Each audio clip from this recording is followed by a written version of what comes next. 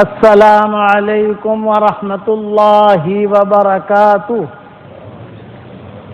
نحمده ونصلی علی رسوله الکریم اما بعد الحمد للہ نحمده ونستعینه ونستغفره ونؤمن به ونتوکل علیہ ونعوذ باللہ من شرور انفسنا ومن سیئات اعمالنا ونعوذ باللہ من شرور انفسنا ومن سیئات اعمالنا من يهده الله فلا مضل له ومن يضلله فلا هادي له ونشهد أن لا إله إلا الله وحده لا شريك له ونشهد أن سيدنا ومولانا محمدا عبده ورسوله صلى الله عليه وعلى آله وأصحابه وبارك وسلم تسليما كثيرا كثيرا أما بعد فأعوذ بالله من الشيطان الرجيم بسم الله الرحمن الرحيم يا أيها الذين آمنوا كونوا أنصار الله كما قال عيسى ابن مريم للحواريين من أنصاري إلى الله قال الحواريون نحن أنصار الله فآمنت طائفة من بني إسرائيل وكفرت طائفة فأيدنا الذين آمنوا على عدوهم فأصبحوا ظاهرين صدق الله العظيم وقال رسول الله صلى الله عليه وسلم من خاف أدلج ومن أدلج بلغ المنزل ألا إن سلعة الله غالية ألا إن سلعة الله الجنة أو كما قال عليه الصلاة والسلام الحديث رواه الترمذي وقال حدیث حسن صحیح۔ قابل احترام بھائیوں، دوستوں اور بزرگوں، اللہ جل جلالہ عم نوالہ کا بہت بڑا شکر اور احسان ہے کہ اللہ نے ہمیں مسلمان بنایا۔ نہ کسی ہندو کے گھر میں پیدا کرتے تو اللہ کا ہم کیا بگاڑ سکتے تھے؟ خدا نہ خواستہ کسی یہودی کے گھر میں پیدا کرتے، کسی نے نصرانی کے گھر میں پیدا کرتے تو ہم کیا کر سکتے تھے؟ کچھ بھی نہیں۔ نہ اللہ نے ہمیں مسلمان کے گھر پیدا کیا، ایک دوسرا یہ کہ حضور صلی اللہ علیہ وسلم جیسا نبی دیا، محبت والا، شفقت والا۔ لقد جاءکم رسول من انفسکم عزیز علیہ ما عنتم حریص علیکم بالمؤمنین رؤوف الرحیم۔ رؤوف رحیم، امت پر شفقت۔ حضور صلی اللہ علیہ وسلم نے امت پر شفقت کی وجہ سے زندگی بھر مسجد نبوی میں اذان نہیں دی۔ حالانکہ اذان تو اللہ کا بہت بڑا حکم ہے، دعوت ہے، لیکن کسی کتاب میں نہیں ملے گا۔ اپنے علماء سے پوچھ لینا کہ مسجد نبوی میں حضور صلی اللہ علیہ وسلم نے زندگی بھر اذان نہیں دی، نماز پڑھائی ہے، اذان نہیں دی۔ کیوں اذان نہیں دی؟ ایک سوال پیدا ہوتا ہے کہ اذان تو بہت بڑی دعوت ہے ہمارے اسلام میں، شاعر اسلام میں ہے۔ ہاں، جنگلوں میں جب غزووں میں جاتے تھے حضور صلی اللہ علیہ وسلم سفروں میں، تو وہاں آپ صلی اللہ علیہ وسلم اذان دیتے تھے کبھی کبھی، حدیثوں میں آتا ہے کہ وہاں اپنا ہی مجمع ہوتا تھا، وہاں اذان کھڑے کھڑے دے دیتے تھے، لیکن مسجد نبوی میں اذان نہیں دی، امت پر شفقت کی وجہ سے۔ کیا شفقت؟ کہ کہتے ہیں کہ حی علی الصلاح حی علی الفلاح میں کہوں گا، اور اگر کوئی مسلمان غفلت کی وجہ سے مسجد میں نہ آیا تو وہ تو ہلاک اور تباہ اور برباد ہو جائے گا، کہ نبی نے بلایا اور نہیں آیا۔ ایک عام مؤذن بلاتا ہے آنا چاہیے، یا تو نبی بلا رہا ہے، نہیں آیا تو ختم ہو جائے گا، وہ سیدھا جہنم میں چلا جائے گا وہ آدمی۔ اس سے اچھا ہے کہ میں اذان نہ دوں. یہ شفقت ہے. ہمیں اپنا بھائی بہن بنایا. یہ جتنے مسلمان اس وقت میں دنیا میں ہے، چاہے مردوں کی شکل میں ہو، عورتوں کی شکل میں ہو، اور قیامت تک جتنے مسلمان آئیں گے، چاہے ہندوستانی ہو، پاکستانی ہو، بنگلہ دیشی ہو، عرب ہو، عجم ہو، یہ سب حضور صلی اللہ علیہ وسلم کے بھائی بہن ہیں. ہم سب بھائی بہن ہیں. حضور صلی اللہ علیہ وسلم ہمیں اپنا بھائی بنایا. کسی نبی نے اپنے امتی کو بھائی بہن نہیں بنایا، کسی نبی نے نہیں. حضور نے کہا کہ نہیں، یہ میرے بھائی ہیں. حدیثیں ہیں. شفقت کی وجہ سے آپ کی جب طبیعت خراب ہوئی حضور صلی اللہ علیہ وسلم کی، تو بات ظاہری بات ہے کہ جب طبیعت خراب ہوتی ہے تو الگ الگ چیزیں کھانے کا جی چاہتا ہے، تھوڑا گھومنے پھرنے کا جی چاہتا ہے. ہوتا ہے نا بڑھاپے کے اندر، کس طرح یہ کھلاؤ یہ کھلاؤ. عبداللہ ابن عمر بیمار ہوئے تو ان کو انگور بہت پسند تھے طائف کے. تو عبداللہ ابن عمر پہ دو کی ضرورت ہے کہ ایک کافی ہے.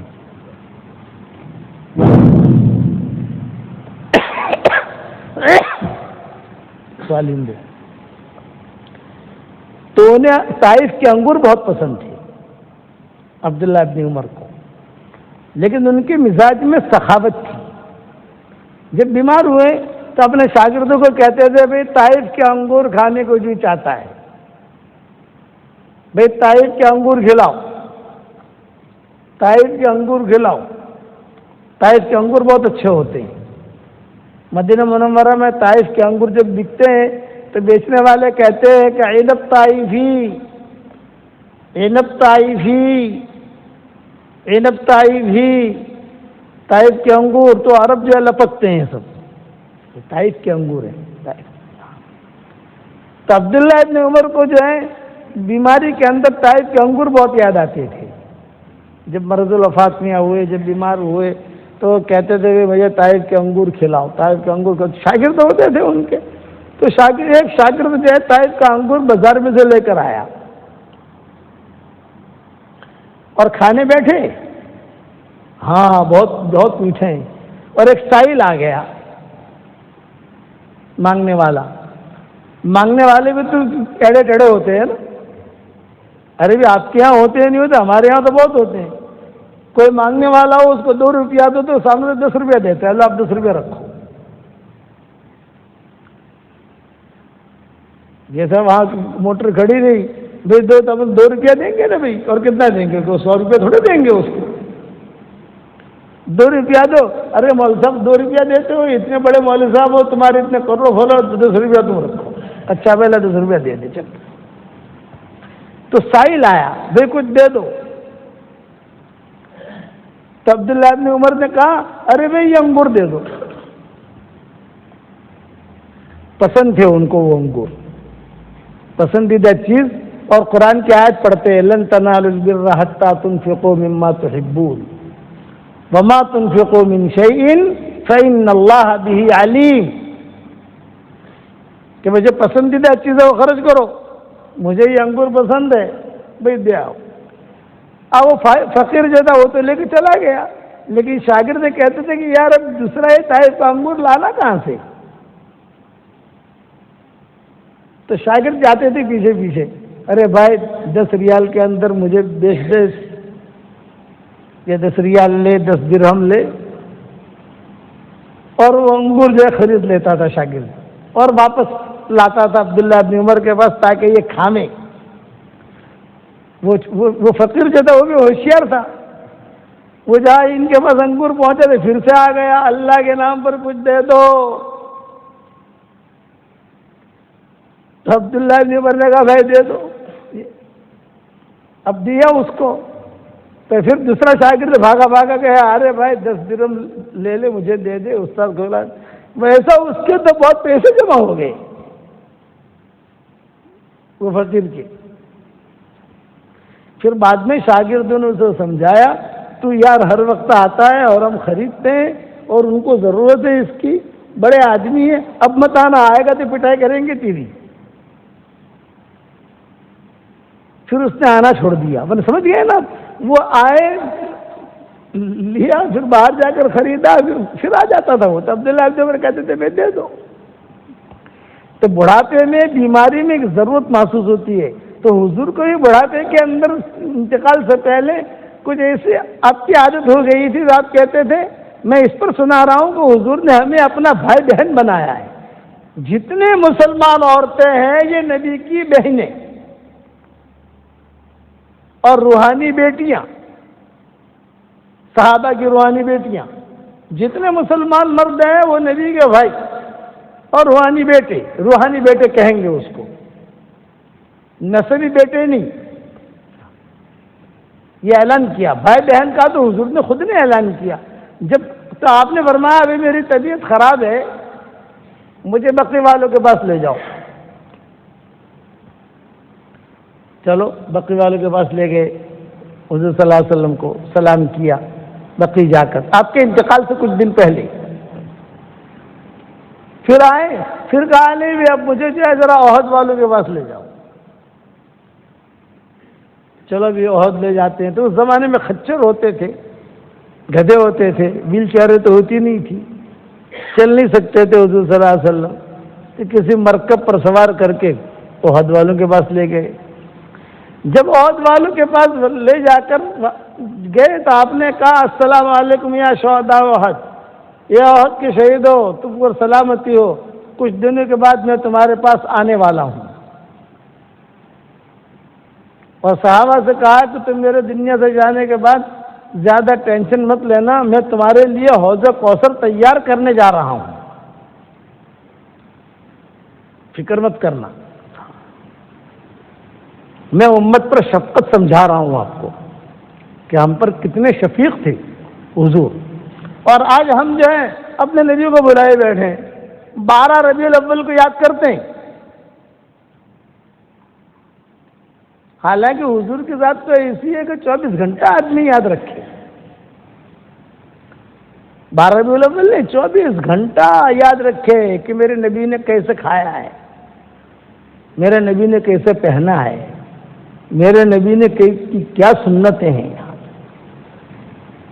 پھر جب وہاں سے احد سے واپس آنے لگے، غزوہ احد نہیں، یاد رکھنا یہ آپ کے انتقال سے پہلے کا قصہ ہے. غزوہ احد تو بہت پہلے ہو چکا تھا. جب واپس آنے لگے حضور صلی اللہ علیہ وسلم، تو حضور صلی اللہ علیہ وسلم نے صحابہ سے کہا بھائی سنو، میرے بھائیوں کو ذرا سلام کہنا، میرے بھائیوں کو ذرا سلام کہنا، میرے بھائیوں کو. تو صدیق اکبر نے کہا السنا اخوانک یا رسول اللہ، کیا ہم آپ کے بھائی نہیں ہیں؟ آپ نے فرمایا نہیں، تم میرے بھائی نہیں ہو، بل انتم اصحابی، تم تو میرے صحابہ ہو. تو آپ کے بھائی کون ہیں؟ یہ کہا میرے بھائی بہن وہ ہیں جنہوں نے مجھے دیکھا نہیں ہے اور میری باتوں پر عمل کرتے ہیں. ہم لوگ کہ ہم نے دیکھا نہیں حضور صلی اللہ علیہ وسلم کو، لیکن آپ کی باتوں پر ہم عمل کرتے ہیں کہ نماز ایسے پڑھو تو نماز پڑھیں گے، قرآن ایسا پڑھو تو قرآن پڑھیں گے. یہ شفقت. میرے بھائی بہن وہ ہے کہ جنہوں نے مجھے دیکھا نہیں ہے لیکن میری باتوں پر لبیک کہتے ہیں. خرچ کرو، خرچ کریں گے. جب آئے یہاں مسجد نبوی میں تو یہاں حضرت میمونہ کی باری تھی. بیوی کی باریاں ہوتی ہے نا، تو حضرت میمونہ کی باری تھی.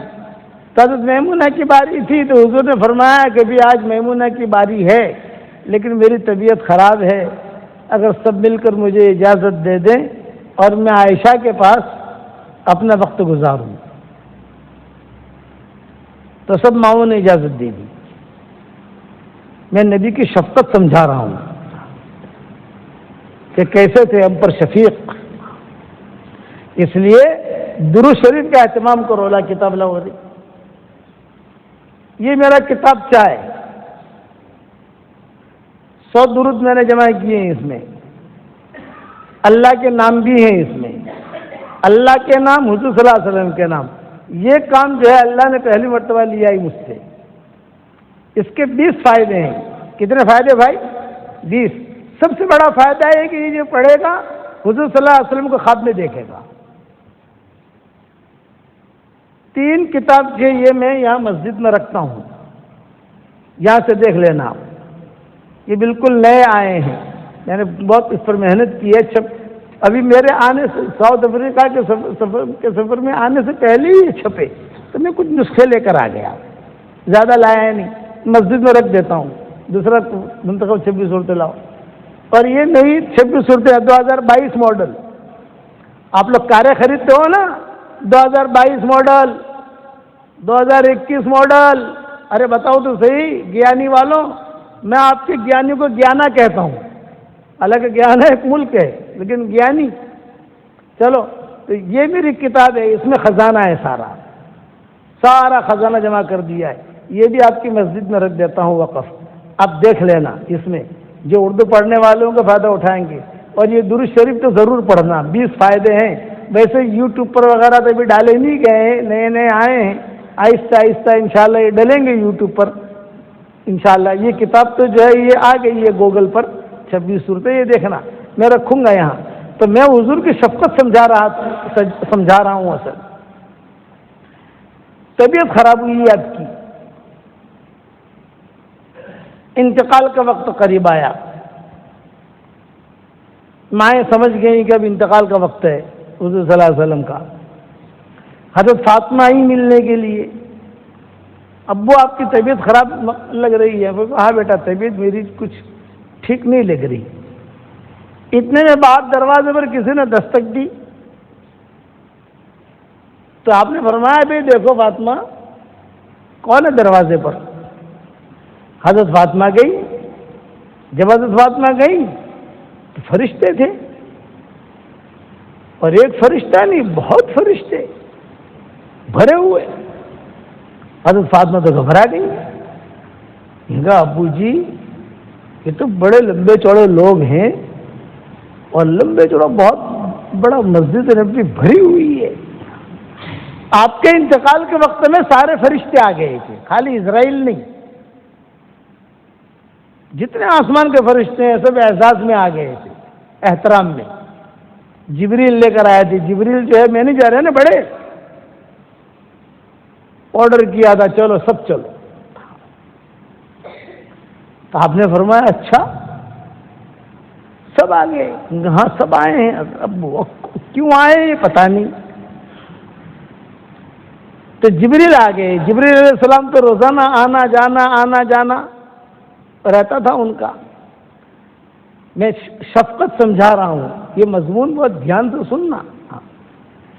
چنانچہ کتابوں میں لکھا ہے کہ جبریل آئے اور جبریل نے کہا کہ حضرت آپ کے احترام میں ساری ٹیم لے آیا ہوں. پہلے آسمان کے فرشتے, دوسرے آسمان کے فرشتے, سب مدینہ منورہ بھرا ہوا ہے سب. اور بڑے بڑے جو فرشتے ہیں, اسرافیل, اسرائیل, میکائیل, یہ سب آ گئے. بس میں یہ پوچھنے آیا ہوں کہ بھی آپ کی روح قبض کریں گے نہ کریں, کیونکہ قانون ہے اللہ کا کہ نبی کا جب روح قبض کرنی ہو تو پوچھا جاتا ہے. آپ کا ہمارا انتقال کا وقت آئے گا تو فرشتہ پوچھے گا نہیں, وہ تو لے کے چل دے گا. لیکن نبی کے لیے قانون نہیں ہے, نبی کے قانون الگ ہے. ہر نبی کا جب انتقال کا وقت آئے گا تو فرشتہ پوچھے گا یہ اللہ نے بلایا ہے, آپ کا یہ حکم ہے, آپ کا رہنا ہے, آپ 100 سال رہو, 50 سال رہو, اور اگر آپ کہو تو آپ کو لے کر ہم چل دیں. تو حضور کو ہی پوچھا تو حضور نے کیا جواب دیا؟ یہ فرمایا جبریل میں تو تیار ہوں اللہ سے ملنے کے لیے, لیکن مجھے ٹینشن ہے, ایک فکر ہے. بتائیے حضرت کیا فکر ہے؟ یہ کہ میرے بعد میری امت کا کیا ہوگا. یہ شفقت. میری عائشہ کا کیا ہوگا, میری میمونہ کا کیا ہوگا, میری فاطمہ کا کیا ہوگا, میری ام سلمہ کا کیا ہوگا, میری جویریہ کا کیا ہوگا, یہ نہیں, میری امت کا کیا ہوگا. تو جبریل علیہ السلام نے کہا کہ حضرت میں اللہ سے پوچھاتا ہوں. گئے آسمانوں پر, یہ جتنے فرشتے آسمانوں سے زمینوں پر آتے ہیں تو ان کو ٹکٹیں ملی ہوئی ہیں آنے جانے کی. یہ سمجھانے کے لیے کہتا ہوں گیانی والوں کو، ٹکٹیں، اور ان کے پاس وہ ٹکٹیں ہر وقت رہتی ہیں. اللہ کے نام اللہ نے سکھائے ہیں، یہ نام پڑھو آسمان سے زمین پر، یہ نام پر پڑھو زمین سے آسمان پر. اسماء حسنہ ان کو سکھائے گئے ہیں فرشتوں کو. انہوں نے نام پڑھا، سیدھے پہنچ گئے عرش تک. اللہ پاک وہ تو یہ کہہ رہے ہیں کہ میں تو تیار ہوں، لیکن میری امت کا کیا ہوگا؟ تو جواب کیا ملا؟ نبی جی کو سلام کہنا اور یہ کہنا کہ اپنی امت کا فکر نہ کرو، میں وعدہ کرتا ہوں آپ کی امت کے بارے میں آپ کو خوش کر دوں گا. وَلَسَوْفَ يُعْطِيكَ رَبُّكَ فَتَرْضَىٰ، یہ آپ کو دوں گا، آپ خوش ہو جاؤ گے. کتنا بڑا وعدہ ہے یہ. اس امت پر کتنی شفقت ہے کہ میں آپ کی امت کا فکر نہ کرو. گیانی میں رہتے ہو، روشنی میں رہتے ہو، جونسبرگ میں رہتے ہو، بھڑوچ میں رہتے ہو، دنیا میں جہاں بھی رہتے ہو، میں آپ کی امت کے بارے میں آپ کو خوش کر دوں گا. یہ وعدہ ہو گیا. وَلَسَوْفَ يُعْطِيكَ رَبُّكَ فَتَرْضَىٰ. حضرت عائشہ کے لیے دعا کی حضور صلی اللہ علیہ وسلم نے کہا اللہم اغفر لعائشہ ما تقدم من ذنبها وما تاخر. اے اللہ عائشہ کو معاف کر اس کے اگلے پچھلے گناہ. تو حضرت عائشہ کو اتنی خوشی ہوئی کہ حضرت عائشہ جو ہے وہ اپنی گردن کو، اپنے سر کو گود میں ڈال کر جو ہے وہ ہنسنے لگی، خوش ہو گئی. آپ نے فرمایا عائشہ کیوں خوش ہو رہی ہے، کیا بات ہے؟ حضرت آج آپ نے میرا نام لے کے دعا مانگی. آپ نے فرمایا عائشہ اویش، حضور صلی اللہ علیہ وسلم پیار میں حضرت عائشہ کو اویش کہتے تھے، عائش کہتے تھے، صدیقہ کہتے تھے، عفیفہ کہتے تھے، حمیرہ کہتے تھے. بیوی کا پیار والا نام رکھنا ہماری شریعت میں سنت ہے، لیکن جمال والا نہیں، پیار والا. میں عربوں میں کہتا ہوں کہ بیوی کا پیار والا نام رکھنا ہماری شریعت میں سنت ہے، لیکن لیلا نام مت رکھنا. وہ پیار میں لیلا کہتے ہیں. 4 شادیاں کرتے ہیں نا وہ لوگ، 3 شادیاں. وہ ہماری دعوت کرتے ہیں تو کہتے ہیں کہ شیخ ہادہ لیلا واحد، ہادہ لیلا اثنین، ہادہ لیلا ثالث، ہادہ لیلا رابع. یہ 1 نمبر والی لیلا ہے. دوسرے سے میں کہتا ہوں کہ لیلا نام مت رکھ، پیار والا رکھ. حضور سے عائش کہتے تھے پیار میں، کبھی اویش کہتے تھے، کبھی صدیقہ کہتے تھے، حالانکہ صدیقہ نام نہیں تھا حضرت عائشہ کا. کبھی عفیفہ کہتے تھے، کبھی حمیرہ کہتے تھے. تو آپ نے فرمایا عائش بہت خوش ہو گئی. تو یہ فرمایا حضرت ہاں کیوں خوش نہ ہوتی، میرا نام لے کے آپ نے دعا کی. آپ نے فرمایا یاد رکھنا 5 نمازوں کے بعد روزانہ میری امت کے لیے میں یہ دعا کرتا ہوں.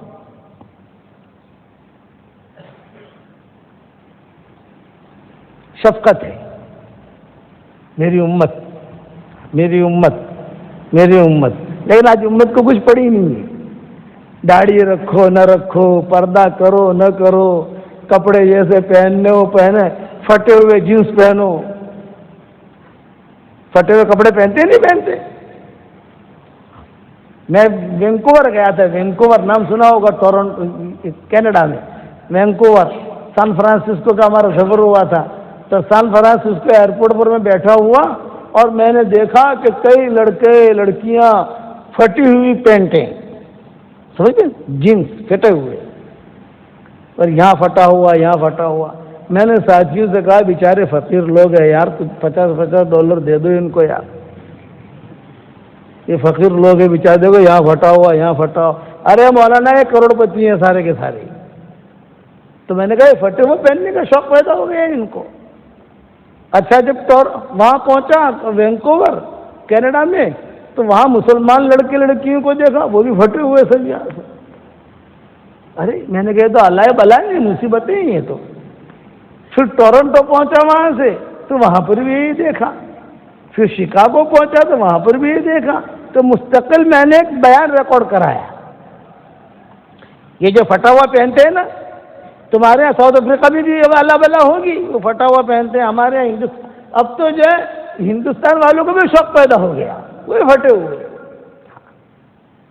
یہ پھٹی ہوئی پینٹیں جو پہنتے ہیں، پھٹی ہوئی جینس جو پہنتے ہیں، سب سے پہلے ان پر جو عذاب آتا ہے وہ عذاب یہ آتا ہے کہ وہ ذہنی سکون انہیں نہیں ملتا،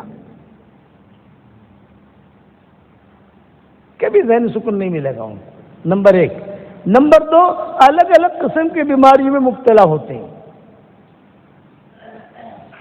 پھٹی ہوئی بنیان، آپ سمجھ گئے نا، اپنے انڈیا میں نا پھاٹی ہوئی بنیان پیارے، اندر گنجی ہے نا، گنجی پھاٹی ہوئی، بہت ڈینجر۔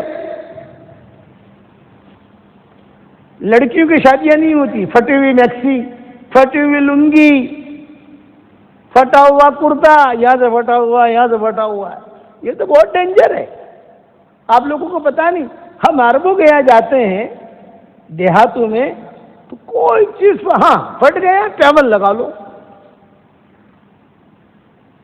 چھگڑو کیا نا اپنے چھگڑا لگا دو، پھٹا ہوا مت پہنو، پھٹا ہوا پہنو گے تو ذہنی ٹینشن نمبر ایک، دوسرا نئی نئی بیماریاں نمبر دو، نمبر تین ان کے رشتے نہیں ہوں گے، بہت پریشانیاں ہوگی رشتوں میں، لڑکیاں ہو لڑکے ہوں۔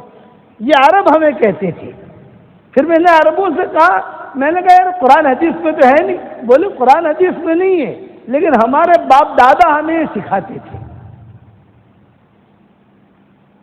کہ ہمارے باپ دادا ہمیں یہ سکھاتے تھے کہ پھٹی ہوئی چیز گھر میں نہیں رہنی چاہیے، یہ میں نے ان سے سیکھا، عربوں سے۔ سنت کے خلاف بھی ہے، حضور صلی اللہ علیہ وسلم کا کپڑا ہی پھٹ جاتا تھا تو حضور صلی اللہ علیہ وسلم پیمل لگا دیتے تھے، اس لیے پھٹی ہوئی جنس ہے نا، سمجھ گئے نا، اب یہ جو یہاں سے پھٹا ہوا یہ اپنے بچوں کو مت پہناؤ، اور اگر پہنے تو وہ بچہ گیا۔ ایک ہمارے ساتھی ہیں، ان کی تقریباً 1000 دکانیں ہیں کپڑوں کی، وہ مجھے لے جاتے ہیں کبھی کبھی اپنے شوق۔ میں نے کہا کہ ارے ہمارا بھائی અહીંયા ફાટેલા પેન્ટ તો છે નહીં ને, અરે મોલાના એ જ ભરેલા છે, એનો ધંધો વધારે થાય। મેં કહ્યું તું બી ગયો, ચાલ હવે। آپ سمجھے، یہ گھر میں بھی کہنا پھٹی ہوئی میکسی نہیں چاہیے، پھٹی ہوئی لنگی نہیں چاہیے، پھٹا ہوا بنیان نہیں، پھٹا ہوا کرتا نہیں، پھٹا ہوا پاجامہ نہیں۔ یہ چیزیں میں نے بنگلہ دیش میں دیکھی، کیا وہ ہم جاتے ہیں نا سفروں میں تو ظاہر بات ہے گھر میں ٹھہرتے ہیں، جب گھر میں ٹھہرتے ہیں تو سب پتہ چل جاتا ہے کہ گھر والا کیسا ہے۔ اب لوگ آ کے ہمیں کیا کہتے ہیں، مولانا 6 પોરીઓ છે, શાદી જ નથી થતી। એટલે શાદી કેવી રીતે થાય? આ બધું ફાટેલું તો રાખ્યું છે ઘરમાં, शादी કેવી રીતે થાય? फिर कोई हमारा खास होता है, खास जिससे हमें ताल्लुकात होते हैं, तो मैं जो है ना वो कपड़े सारे निकाल कर उसके सामने ही फेंक देता हूँ। तो उसकी बीवी आएगी पर्दे में, मौलाना हमें तो રાખતા નથી પણ આ બટકી છે ને, બટકી ये રાખે છે। वो બટકી અને લડકી છે તો છોટી આ રાખે છે, કીધું ના ના ભાઈ આ તમારી તમે શીખવાડ્યું છે, આ એટલે આ છોકરીઓને શાદીઓ થતી નથી। सुन्नत के मुताबिक जिंदगी गुजारो, ये चीजें मुझे अरबों ने सिखाई। मैं जाता हूँ वहाँ अरबों में बयान करने के लिए, देहातों में याद यानी इतने मालदार, अब तो माशाल्लाह से करोड़पति बन गए अरब जो है वो, लेकिन हम जब जाते थे उनके देहातों में बयान करने के लिए साफ सुथरा, एक फटा हुआ कपड़ा भी उनके बदन पर या उनके घर में नहीं मिलेगा। वो कहते थे हमारे यहाँ बहुत बदफाली कहते थे पुराने, हदीसों में है कि नहीं? वो तो नहीं है हदीसों में, हुजूर ने तो कुछ कहा नहीं है। हाँ आपने तो पेवन का कहा है, पेवन लगा लो, लेकिन हमारे यहाँ पुराने से मैंने अंदाजा लगाया कि आजकल हमारी बच्चियों को शादियाँ नहीं हो रही है, एक वजह ये भी है, जब फटा हुआ रखोगे तो नहीं भाई। और फटेलो फाटेलो पैंट, जवान लोग बैठे हैं ना, अंग्रेजों की नकल नहीं करनी की, अपने को हुजूर की नकल करनी की। तो मैं शफकत बता रहा था हुजूर अकरम सल्लल्लाहु अलैहि वसल्लम की, इसलिए याद रखना शफीक नबी के हम उम्मती हैं, इसलिए उनके अखलाक बरतो, दुरूद शरीफ पढ़ने का एहतमाम करो। आज शब जुमा है और हो सके तो मेरा ये दुरूद पढ़ो, یہ چھپ کر تو اب سفر میں تو لا نہیں سکتے زیادہ ہم، اور ابھی واٹس ایپ پر وائرل بھی نہیں کر سکتے. واٹس ایپ کا سبق تو پہنچ جاتا ہے نا آپ لوگوں کو، کہیں نہ کہیں سے پہنچ جاتا ہوگا الحمدللہ. آہستہ آہستہ مارکیٹ میں آ جائے گی. ادھر ہم نے چھاپنے کی اجازت دے دی ہے، لوگ چھاپ رہے ہیں. مالیگاؤں سے آج خبر آئی کہ انہوں نے کوانٹٹی میں چھاپی اور کل جمعہ کے دن جو ہے اس کو تقسیم بھی کریں گے. آج ہی مجھے خبر آئی مالیگاؤں سے. دوسرے ملکوں سے بھی خبریں آ رہی ہیں، وہ لوگ چھاپ رہے ہیں. آپ تک بھی پہنچ جائے گی انشاءاللہ. اس لیے حضور شفیق ہیں. آج کا میرا سبق یہ ہے، سنت کے مطابق زندگی گزارو. چنانچہ حضور صلی اللہ علیہ وسلم کو جبریل علیہ السلام نے آ کر کہا کہ اللہ تعالیٰ کہہ رہے ہیں کہ آپ بالکل فکر نہ کریں، اللہ وعدہ کر رہے ہیں کہ ہم آپ کو خوش کر دیں گے. وَلَسَوْفَ يُعْطِيكَ رَبُّكَ فَتَرْضَىٰ، ہم خوش کر دیں گے. اس شفقت کی وجہ سے حضور نے اخلاق برتے ہیں. آج ہمارے یہاں بد اخلاقی کی وجہ سے اچھی اچھی بیویاں ختم ہو جاتی ہیں، بیوی چلی جاتی ہے بد اخلاقی کی وجہ سے. اور عورت کی بد اخلاقی کی وجہ سے اچھا شوہر کھو دیتی ہے. بد اخلاقی کی وجہ سے اچھے اچھے ہیرے گم ہو جاتے ہیں. حضور نے اخلاق برتے ہیں اپنوں کے ساتھ. جریر ابن عبداللہ البجلی ایک بہت بڑے صحابی تھے، یمن کے تھے. جریر ابن عبداللہ، اللہ آپ کو لڑکا دے کسی کو تو جریر نام رکھنا. یہ نام دے کر جا رہا ہوں آپ کو. کسی کی بیوی حمل سے ہو اور امید سے ہو اور لڑکا پیدا ہو تو جریر نام رکھنا. جریر، حضور کو یہ نام بہت پسند تھا. حضور صلی اللہ علیہ وسلم کو بہت خوبصورت تھے جریر ابن عبداللہ البجلی. یہ یمن کے شہزادے تھے. حضور صلی اللہ علیہ وسلم کا میں حضور کے اخلاق بتا رہا ہوں، شفقت، کہ حضور صلی اللہ علیہ وسلم کمرے میں بیٹھے ہوئے، چھوٹا سا کمرہ، لمبا چوڑا ہال تو تھا نہیں، اور سارے صحابہ بیٹھے ہوئے. آپ نے دیکھا کہ جریر ابن عبداللہ آئے ہیں، سامنے کھڑے ہیں. او ہو، آپ پہچان گئے؟ ارے جریر، اتنا بڑا آدمی جریر. تو آپ نے یوں دیکھا، یوں یعنی کوئی آدمی تھوڑی سی جگہ دے تو میں اس کو اندر بلا دوں، یوں دیکھا. لیکن سب کھچا کھچ بھرا ہوا تھا. تو آپ نے دیکھا کہ کسی کوئی جگہ دے ہوئے ایسا نہیں ہے، سب کچا کچ بھرا ہوا ہے. تو حضور صلی اللہ علیہ وسلم کے پاس چادر رہتی تھی ہر وقت میں. تو حضور صلی اللہ علیہ وسلم چادر یوں یوں لپٹی اور آپ نے چادر پھینکی حضرت جریر کی طرف اور یوں کہا جریر یہ چادر بچھاؤ اور اس پر تم بیٹھ جاؤ. یہ شفقت، یہ اخلاق. حالانکہ مشرک ہے، وہ ابھی مسلمان نہیں ہوئے، وہ اس وقت میں مشرک تھے. تو جریر ابن عبداللہ جو تھے انہوں نے وہ چادر لی اور اپنے آنکھوں سے لگایا اور بہت پیار کیا اور پھر اپنے سر پہ رکھا. یہ کہا کہ حضرت یہ چادر کی جو جگہ ہے وہ میرا سر ہے، میں اس پر بیٹھ نہیں سکتا. یہ چادر کی جو جگہ ہے میرا سر ہے. یہ کہہ کر اپنے سینے سے لگا کر کھڑے ہو گئے جریر بن عبداللہ.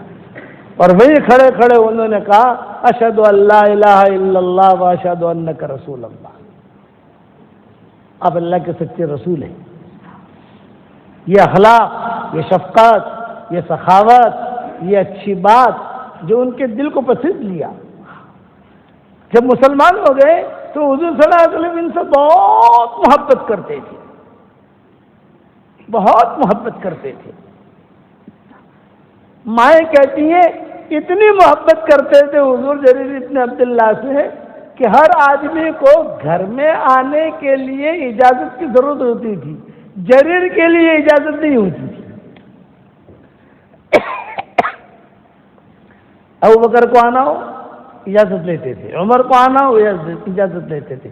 اور جریر کا معاملہ ایسا تھا کہ جریر اگر گزرتے تو باندیا کہتی جا جریر، جا جریر، جریر آ گیا، جریر آ گیا، جریر آ گیا. تو مائیں جو ہے وہ برقع پہن کے بیٹھ جاتی تھی. آپ حضور فرماتے ہیں برقع کیوں پہن رہے؟ یہ فرمایا حضرت جریر آ رہے ہیں تو جریر کو تو آپ بلاؤ گے. یعنی بغیر جریر جب گزرتے تو حضور خود کہتے جریر آ جاؤ، جریر، جریر آ جاؤ، جریر آ جاؤ. اتنی محبت کرتے تھے. حضور صلی اللہ علیہ وسلم جریر ابن عبداللہ سے، یہ شفقت۔ پھر صحابہ نے پوچھا کہ حضرت بہت مہمان آتے ہیں یہاں، آپ کسی کے ساتھ یہ معاملہ نہیں کرتے جو آپ جریر ابن عبداللہ کے ساتھ کر رہے؟ آپ نے فرمایا اکرموا کریم کل قوم انزلوا الناس منازلہم، ہر قوم کا جو بڑا ہو اس کا اکرام کرو اور لوگوں کو درجہ دو، جو لوگ درجے کا ہے، عالم ہے تو اس کا علم کا درجہ دو، حافظ ہے تو اس کا درجہ دو، کوئی پیر ہے تو اس کا درجہ دو، انزلوا الناس منازلہم، لوگوں کے ساتھ اچھے معاملہ کرو، برے معاملات نہیں۔ میں آپ لوگوں کو کہتا ہوں کہ بیوی شوہر کے ساتھ اچھا معاملہ کرے اور شوہر بیوی کے ساتھ اچھا معاملہ کرے۔ میاں بیوی کا جو رشتہ ہوتا ہے نا، وہ دوربین سے دیکھنے کا نہیں ہوتا۔ دوربین سے دیکھے نا آدمی، دانت کیوا چھے، واળ کیوا چھے، ناک میں نتھنوں کیવો چھے، دانت ٹیڑھا چھے، کیسا؟ ارے تو نے دانت سے شادی کی ہے کہ بیوی سے شادی کی ہے؟ دوربین سے نہیں، اخلاق دیکھو۔ حضور صلی اللہ علیہ وسلم نے کہا انزلوا الناس منازلہم، یہ فرمایا کہ لوگوں کو ان کے منزلے کے اعتبار سے آپ ان کو درجہ دو۔ حضور بہت محبت کرتے تھے، مائیں کہتی تھی، باندیا کہتی تھی کہ جریر آیا، ہم برقع پہن کے بیٹھ جاتی تھی، کیوں؟ جب جریر قریب سے گزرتے تو یہ بھی ایسا کھانستے تو حضور فرماتے سمجھ جاتے کہ یہ جریر گزر رہا ہے، آپ فرماتے جریر آ جاؤ، جریر آ جاؤ، جریر آ جاؤ۔ اتنا پیار دیتے تھے حضور صلی اللہ علیہ وسلم جریر کو۔ ایک مرتبہ حضور صلی اللہ علیہ وسلم نے جریر کو تنہائی میں بلایا، صرف حضور ہیں اور حضرت جریر ہے۔ یہ فرمایا بھائی جریر، تم بہت مالدار آدمی ہو اور یمن میں تمہارا بہت بڑا، ان کا بہت بڑا اثر رسوخ تھا یمن کے اندر، بڑے لوگوں میں نواب زادوں میں شمار ہوتے تھے جریر ابن عبداللہ، نواب زادے۔ آپ نواب زادے سمجھتے ہو نا، شاہزادے، نواب زادے، ان کا ایک بڑا مقام تھا، بہت زمینیں تھی یمن میں، بہت بڑے لوگوں میں شمار ہوتے تھے۔ آپ نے فرمایا جریر، اللہ نے بہت مال دیا ہے، میں ایک پرائیویٹ بات کرنا چاہتا ہوں لیکن ایک تمہارے علاوہ اور کسی کے سامنے نہیں کر سکتا، اگر تم کہو تو میں تمہیں کہوں، بات کروں؟ یہ حضور نے فرمایا کہ میں تم سے ایک پرائیویٹ راز کی بات کرنا چاہتا ہوں، اور میں ہوں، تم ہو، اور کوئی نہیں ہے، نہ ابو بکر کو بلایا، نہ عمر کو بلایا، کسی کو بولا، بس میں جانوں، تم جانو، اگر تم کام میرا کرو تو میں کہوں، اور اگر کام نہ کرو تو میں زبان سے نہ نکالوں، سب بات ہے۔ لیکن اللہ نے تمہیں مال دیا ہے اور تمہیں اللہ نے مقام بھی دیا ہے، یہ جریر سے کہا۔ تو حضرت جریر ابن عبداللہ نے کہا کہ حضرت کریں، لیکن میں پتہ نہیں کر سکتا ہوں کہ نہیں کر سکتا وہ کام، اب تو اللہ کے نبی ہیں۔ فرمایا نہیں، تم کوشش کرو گے تو ہو جائے گا کام۔ تنہائی بعد میں حدیث میں قصے آئے نا، بھئی قصے تو بعد میں حدیث میں آئے، جب قصہ ہو گیا سب، تو حضرت جریر نے کہا تو بتائیے کیا کام ہے، میں کوشش کروں گا۔ فرمایا جریر، تمہارا یمن میں کسی نے کعبہ بنایا ہے اور لوگ اس کا طواف کرتے ہیں، تو کعبہ تو ایک ہے مکہ میں، اور یہ دوسرا کعبہ وہاں بنایا ہے، تو یہ دو کعبہ ہو جائیں گے، امت میں انتشار ہو جائے گا، اس لیے میں چاہتا ہوں کہ تم جاؤ اور وہاں جا کر جو ہے کعبہ توڑوا دو، اور یہ تم ہی کر سکتے ہو اور کوئی نہیں کر سکتا، اس لیے کہ پورا یمن تمہارے ہاتھ میں۔ حضرت جریر نے کہا سوری، سمجھ گئے آپ؟ سوری، میں نہیں کر سکتا حضرت۔ آپ نے فرمایا کیوں نہیں کر سکتے؟ یہ راز میں بات ہو رہی ہے، حدیث میں بعد میں آئی، بھئی میں تو اس وقت تھا نہیں وہاں بیٹھا ہوا، ہم نے کتابوں میں تو بعد میں پڑھی نہیں یہ چیزیں۔ جریر ابن عبداللہ نے کہا سوری حضرت، میں یہ کام نہیں کر سکتا۔ آپ نے فرمایا کیوں نہیں کر سکتے، کیا عذر ہے تم کو؟ یہ فرمایا کہ حضرت میں ڈرپوک آدمی ہوں، میں گھوڑے پر بیٹھ نہیں سکتا، جلدی سے وہاں جانا، کام کرنا، وہاں چلا گیا، وہاں جانے کے بعد تو میرے سینکڑوں لڑکے ہیں وہاں، آدھے دن کے اندر توڑ تاڑ کے ختم کر دیں گے، لیکن میں جو ہے نا سفر نہیں کر سکتا ہوں، مجھے ڈر لگتا ہے اونٹنے پر بیٹھوں یا گھوڑے پر بیٹھوں تو کہیں گر نہ جاؤں، کہیں گر نہ جاؤں، یہ ہوتا ہے۔ آپ نے فرمایا یہی اشکال ہے نا، اور تو کوئی اشکال نہیں۔ بولی تو آپ نے ہاتھ پھیرا اور کہا اللہم ثبت ہو بجعلہ ہادیا مہدیا، اے اللہ اسے جمع دینا، اسے ہادی بھی بنا مہدی بھی بنا، اسے گھوڑے پر جمع دینا۔ ہاتھ پھیرا۔ جریر کہتے ہیں مجھے ہمت آ گئی، اور پھر جو ہے کچھ لوگوں کو لے کر وہاں گئے یمن، اور وہاں جا کر انہوں نے جو ہے سارا توڑا اس کو جو وہاں کا کعبہ تھا، اور کہا خبردار کوئی کعبہ یہاں رہے گا نہیں، کعبہ یہی رہے گا جو مکہ کا ہے۔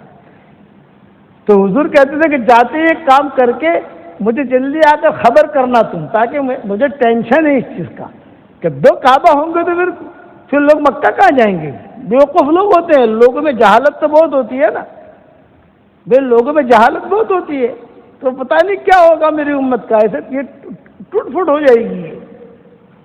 تو آپ نے فرمایا کہ جریر ایک کام کر کے خبر کرنا۔ جریر نے کہا ٹھیک ہے۔ حضرت جریر وہاں پہنچے اور انہوں نے توڑا، اور حضور کو جو خبر دینے کے لیے خط لکھ رہے تھے، اور یہاں حضور کا انتقال ہو گیا۔ حضور صلی اللہ علیہ وسلم سے ملاقات نہیں ہوئی جریر ابن عبداللہ کی۔ یہ اخلاق، شفقت، آپ لوگوں کو میں کہتا ہوں کہ آپ جو ہے اخلاق کے ساتھ زندگی گزارو۔ اور میرا ایک جملہ یاد رکھنا، میٹھا بول جو لوگوں کے دلوں کو جوڑ دے یہ کروڑوں نفلوں پر بھاری ہے، اور کڑوا بول جو لوگوں کے دلوں کو توڑ دے یہ کروڑوں گناہوں پر بھاری ہے۔ دنیا میں جتنے شہد ہیں اس میں اللہ نے اتنی مٹھاس نہیں رکھی ہے جتنی اللہ نے میٹھے بول میں رکھی ہے۔ اور دنیا میں جتنا بھی سمندر کا پانی ہے اس کی کڑواہٹ، اس میں اللہ نے اتنی کڑواہٹ نہیں رکھی جتنے اللہ نے کڑوے بول میں رکھی ہے۔ کڑوا بول نہیں۔ معاذ بن جبل تھے نا، حضور صلی اللہ علیہ وسلم نے روانہ کیا تو حضور نے کہا معاذ، حضرت معاذ نے کہا مجھے نصیحت کرو، تو حضور نے کہا معاذ، اشارہ کر کے بتایا زبان کا خیال رکھنا، میٹھے بول بولنا، زبان کا خیال رکھنا، یہی زبان تجھے جنت میں لے جائے گی اور یہی زبان تجھے جہنم میں لے جائے گی۔ حسائی دال سے نتی۔ اس لیے گیانی والوں کو میں کہتا ہوں کہ اپنی زبان کی حفاظت کرو، بدارے بڑ نہ کرواؤں۔ بعض لوگوں نے بولوانی عادت رکھے نا، بعض لوگوں بولنے کی عادت ہوتی ہے، وہ پھنس جاتے ہیں، اللہ ان کے جہنم میں داخل کرتا ہے۔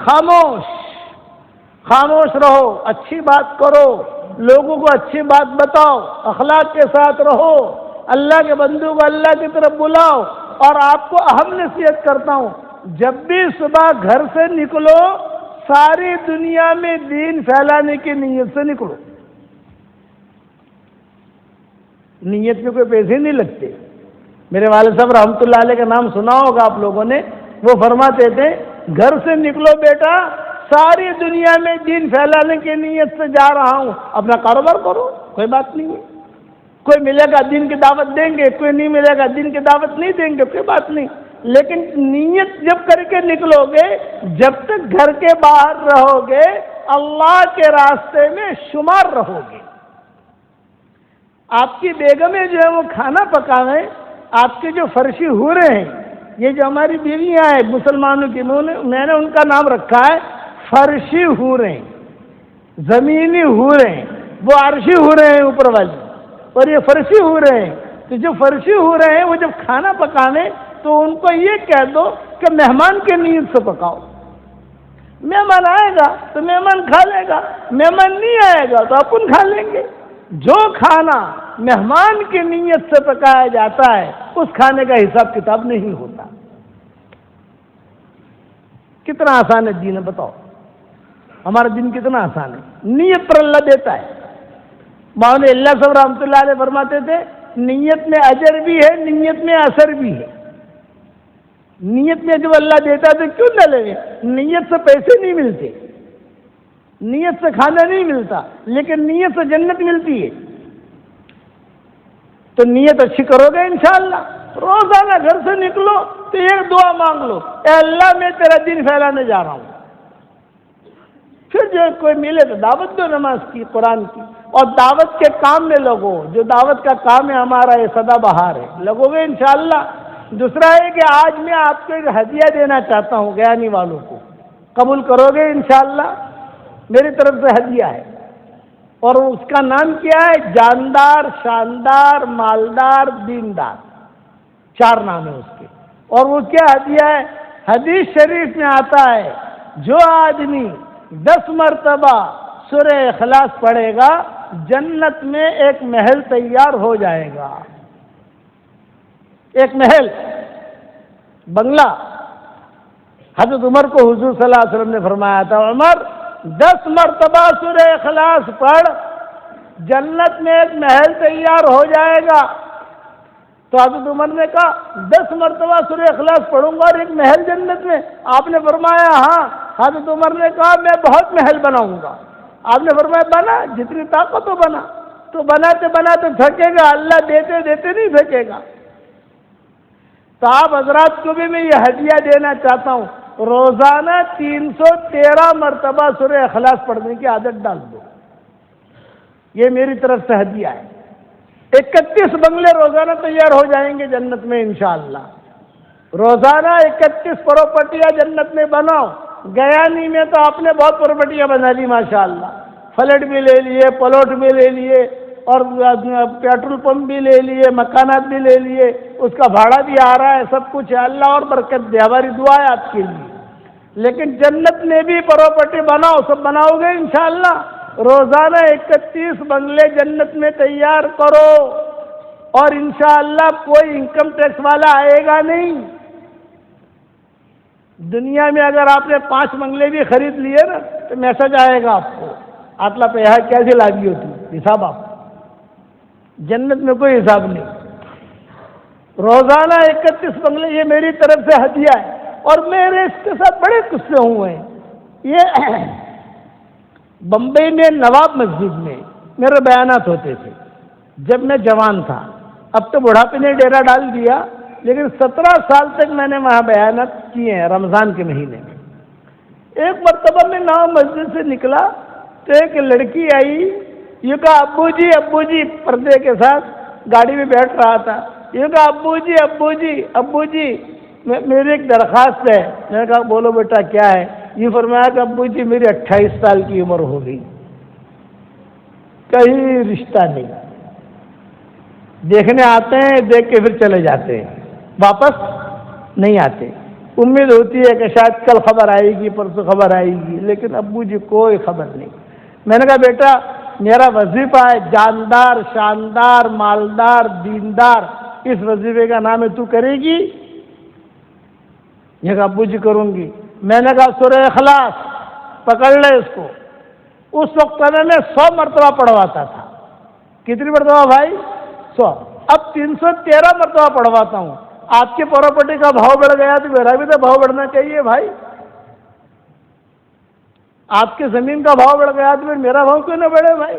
تو میں نے اب 313 کی تشکیل کرنی شروع کر دی لوگوں کی۔ اس وقت میں کہتا تھا کہ 100 مرتبہ پڑھ، اور یہ میرا وظیفہ ہے، میری طرف سے تجھے ہدیہ ہے، روزانہ 100 مرتبہ پڑھ، تیرے لیے 10 بنگلے تیار ہو جائیں گے جنت میں، اور اللہ تعالیٰ سے رزق مانگ، اللہ تجھے شوہر اچھا دے گا۔ پھر میرے ہاتھ میں یہ تسبیح تھی، یہ میری تسبیح ہے، یہ بھی جاندار، شاندار، مالدار، دیندار۔ تو میں نے تسبیح بھی دے دی اس کو۔ میں نے کہا لے بیٹا یہ میری تسبیح بھی رکھ، یہ میرے ہاتھ کی تسبیح ہے، تیرے پاس رکھ، یہ جاندار، شاندار، مالدار، دیندار ہے، یہ تسبیح انشاءاللہ پیسہ بھی بہت لائے گی اور تیرے کام بھی بنیں گے انشاءاللہ۔ باپو کی تسبیح ہے، وہ باپو والے لوگ تھے، سمجھ گئے نا؟ باپو والوں کو تو باپو والوں کی ترتیب سے سمجھایا جاتا ہے کہ دیکھ یہ تجھے بتا رہے ہیں، تسبیح بھی لے اور یہ سورہ اخلاص بھی پڑھ۔ وہ لے گئی۔